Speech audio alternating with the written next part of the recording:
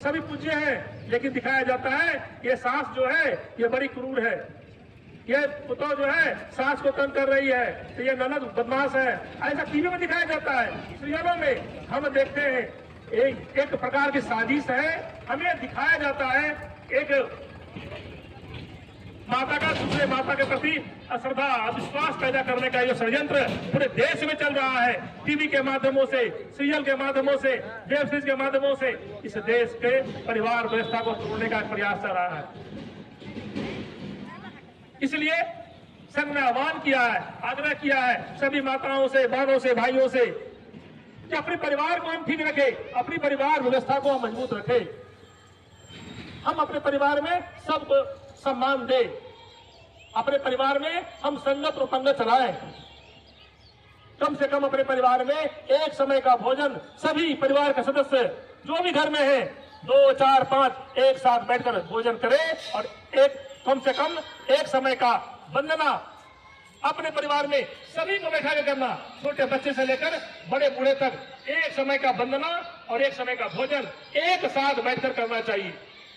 संगत और पंगत परिवार व्यवस्था को ठीक रखनी है तो सबको करना पड़ेगा।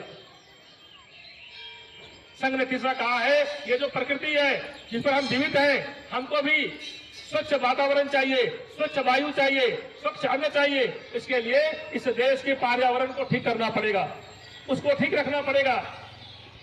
और उसके लिए सबसे पहले हमको 3 बातें जो हमको ठीक करनी है। इस देश में अधिक से अधिक पेड़ लगाना। अपने घर में जन्मदिन मनाते हैं, हम क्या जन्मदिन में एक पेड़ लगा सकते हैं क्या? कोई मांगलिक कार्यक्रम मेरे घर में होता है, पुत्री की शादी होती है, बहन की शादी होती है, कोई हम और सा कम कार्यक्रम करते हैं। आज तो मैरिज एनिवर्सरी के नाम पर लाखों रुपया खर्च कर देते हैं, लेकिन क्या हम एक पेड़ लगा सकते हैं क्या? तो पर्यावरण में एक पेड़ लगाना। अपने घर में कोई भी प्लास्टिक का सामान हमारे यहाँ आता है, उस प्लास्टिक को घर के अंदर लाना नहीं, और प्लास्टिक आ गया तो उसको वापस भेजना नहीं। तो ऐसे सभी प्लास्टिक को जमा करके बोतलों में भरकर उसको सजावट में डाल दीजिए। यदि प्लास्टिक सूत्र भाष्य कृतो वंदे भगवंतो पुनः पुनः।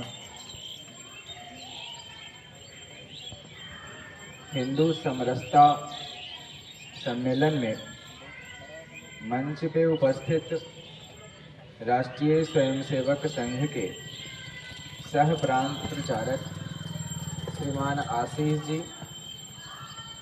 इस बोधगया नगर के संघ चालक श्रीमान सुरेंद्र गुप्ता जी, गायत्री परिवार के जितने भी साधक माताएं और जितने भी यहाँ पे आए हुए लोग हैं, हम सभी जानते हैं कि आज यह जो आयोजन है, ये हिंदू समरसता या हिंदू सम्मेलन जो पूरे भारतवर्ष में ये आयोजित किया जा रहा है, उसके पीछे कारण है कि आज के 100 साल पूर्व 1925 में राष्ट्रीय स्वयंसेवक संघ की स्थापना हिंदू समाज को एकजुट करके अपने सांस्कृतिक मूल्यों के आधार पर राष्ट्र निर्माण करना था।